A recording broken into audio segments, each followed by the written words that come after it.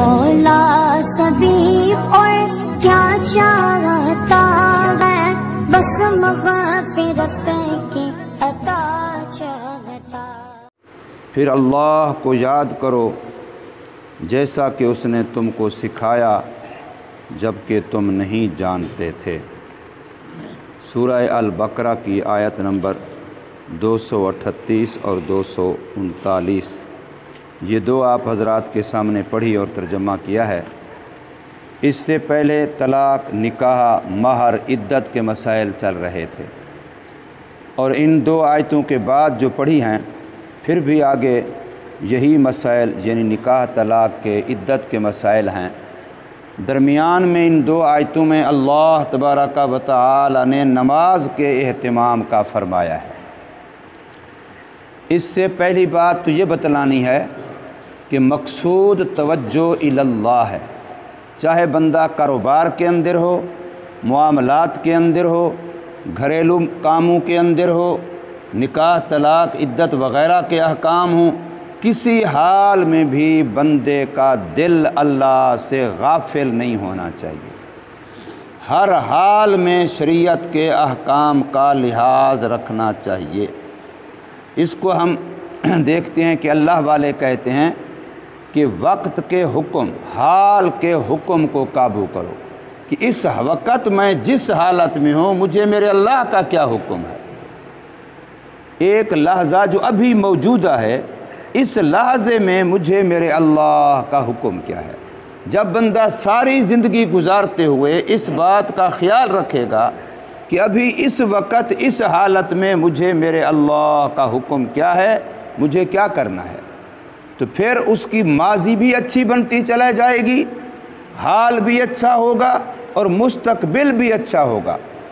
اس لیے کہ جس بندے نے وقت کے حکم کو قابو کر لیا، اس نے حال، ماضی، مستقبل تینوں کو اچھا کر لیا۔ بندہ اللہ تبارک و تعالی سے بیوی بچوں میں مشغول ہو کر کے، ان کی روزی کمانے میں لگ کر کے اگر غافل ہو جائے تو یہ شریعت کے لحاظ سے بہت بڑا نقصان ہے۔ اپنی روزی حرام کر بیٹھتا ہے، اپنی محنت کو، خون پسینے کو ضائع کر بیٹھتا ہے جب اللہ تبارک و تعالیٰ کے حکموں سے غافل ہو جائے۔ کئی سارے بندے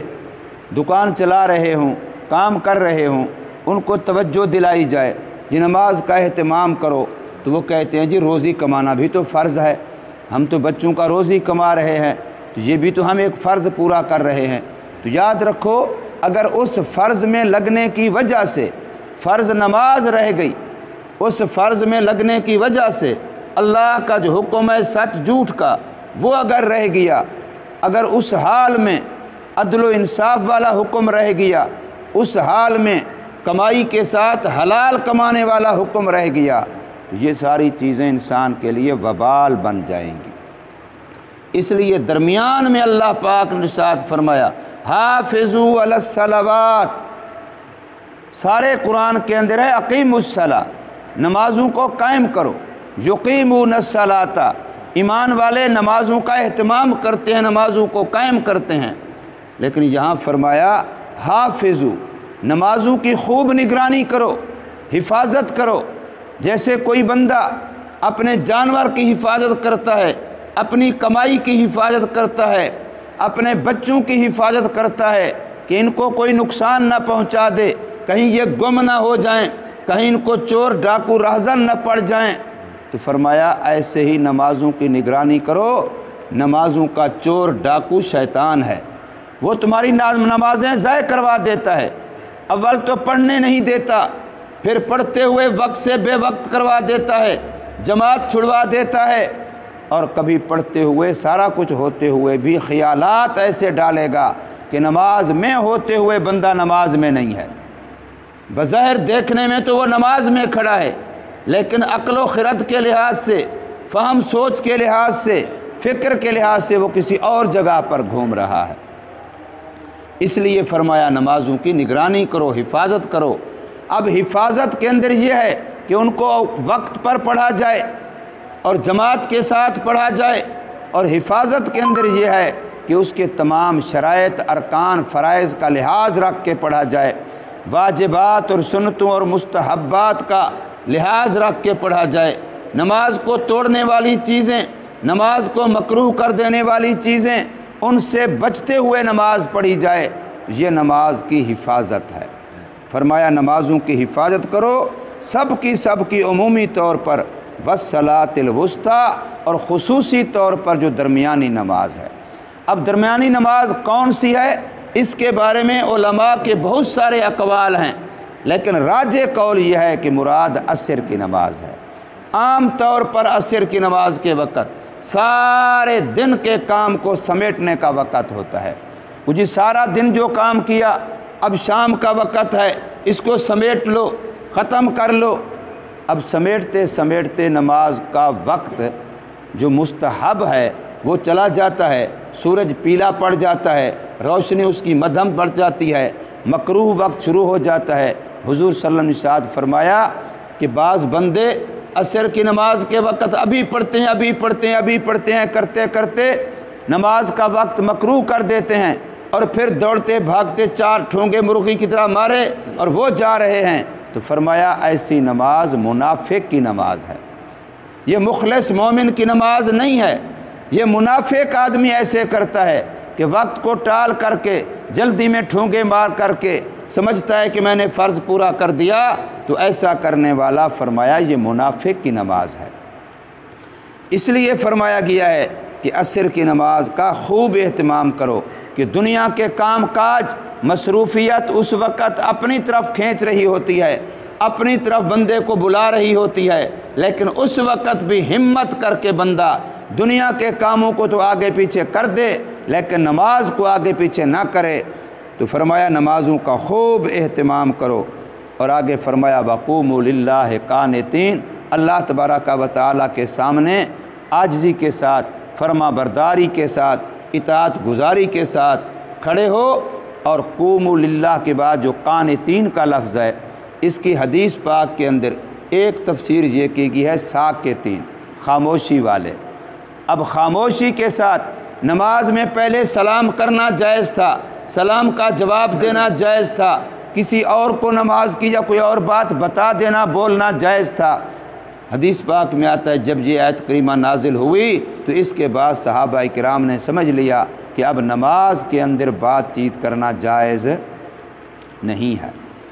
اور نماز کے اندر اس کی ایک تفسیر ہے سکون والے، ایک ہے خاموشی سکوت والے، اور ایک ہے سکون کی حالت میں کھڑے ہو۔ اب اگر ان دونوں باتوں کو لیا جائے تو سکون میں کھڑے ہونے میں رفع یدین ختم ہو جائے گا، اس لیے کہ وہ سکون کے خلاف ہے۔ اور نمبر 2، خاموشی کی جب بات آئے گی تو پھر آمین زور سے کہنا کہ مسجد میں شور مچ جائے، اور امام کے پیچھے بھی قرات کرتے رہنا، اس کی بھی گنجائش نہیں رہے گی، اس لیے کہ اللہ فرما رہے ہیں نماز میں خاموشی کے ساتھ کھڑے رہو۔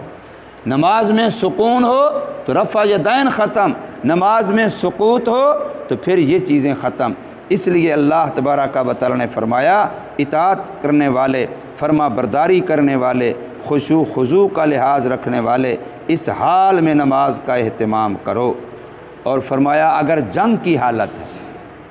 جان کو خطرہ ہے، جان کے لالے پڑے ہوئے ہیں، تو پھر بھی نماز نہیں چھوڑنی، پھر بھی نماز کو بے وقت نہیں کرنا۔ صرف آرام کا مسئلہ نہیں ہے، جان کا مسئلہ ہے، صرف تھکان کا مسئلہ نہیں ہے، جان کا مسئلہ ہے، صرف سستی کا مسئلہ نہیں ہے، دنیاوی کام کاج نہیں ہے، گردن کٹانے کا مسئلہ ہے۔ جنگ کی حالت میں بھی ہو، دشمن کے ساتھ برسر پیکار ہو، پھر بھی نماز نہیں چھوڑنی، اس حال میں بھی نماز کا اہتمام کرنا ہے، نماز کو پھر بھی محفوظ رکھنا ہے، نماز کو ضائع نہیں ہونے دینا۔ قرآن مجید کے اندر صلاۃ الخوف کے مستقل احکام بیان کیے گئے ہیں، اور فقہ کی ہر کتاب کے اندر صلاۃ الخوف کا مستقل عنوان ہے کہ اگر خوف کی حالت ہو تو نماز اب بھی پڑھی جائے، اور صرف نماز نہیں، جماعت بھی نہ چھوڑی جائے۔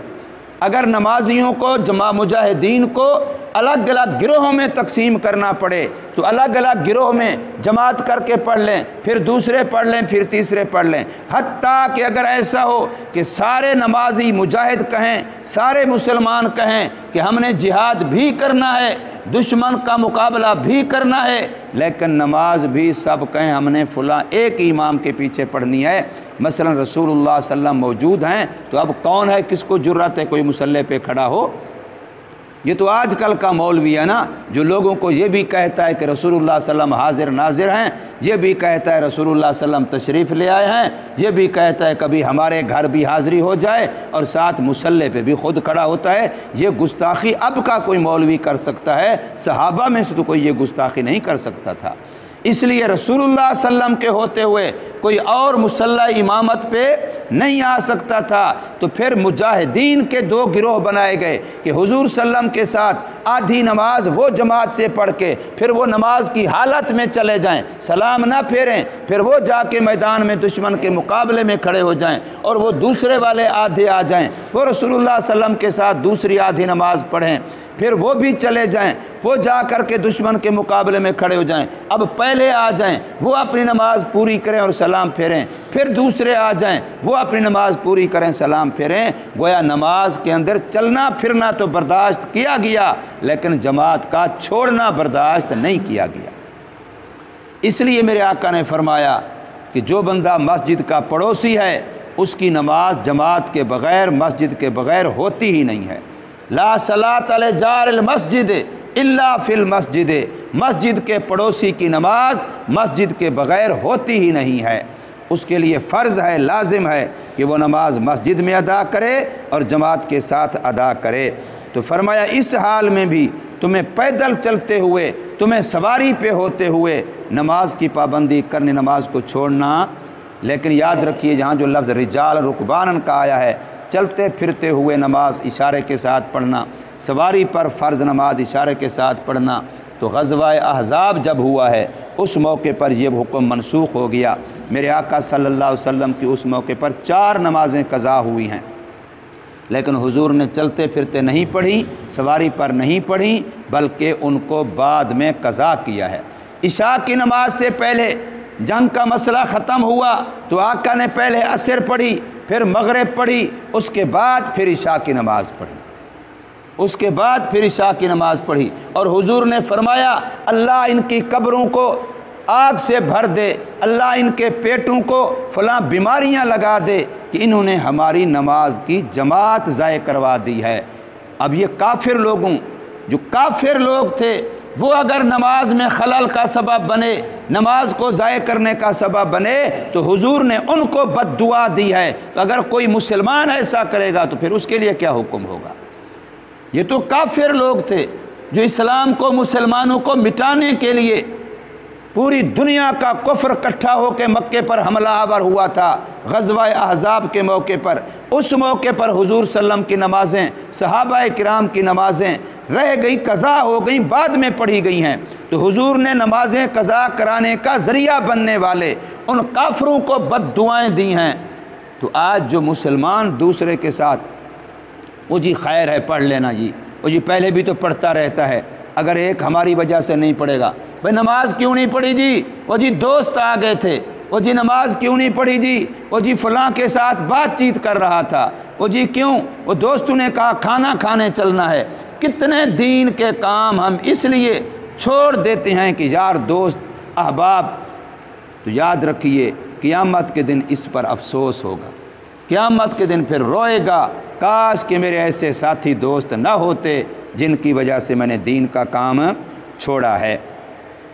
تو فرمایا فاذکروا اللہ، اللہ کو یاد کرو، اللہ کی یاد کسی حال میں تمہارے دل سے نہ جائے، اور یاد بھی ایسے کرو کما علمکم، جیسے تمہارے رب نے تمہیں سکھایا ہے، اپنی مرضی سے نہیں، اللہ کے حکم کے مطابق، ما لم تکونوا تعلمون، جبکہ تم پہلے اس یاد کے طریقے کو جانتے نہیں تھے، میرے رب نے تمہیں سکھلایا، میرے رب نے تمہیں بتلایا، تو پھر اللہ کو یاد کرو، یعنی نماز کا اہتمام کرو جیسے رب نے تمہیں سکھلایا۔ اللہ تبارک و تعالی ہمیں سمجھ نصیب فرمائے، عمل کی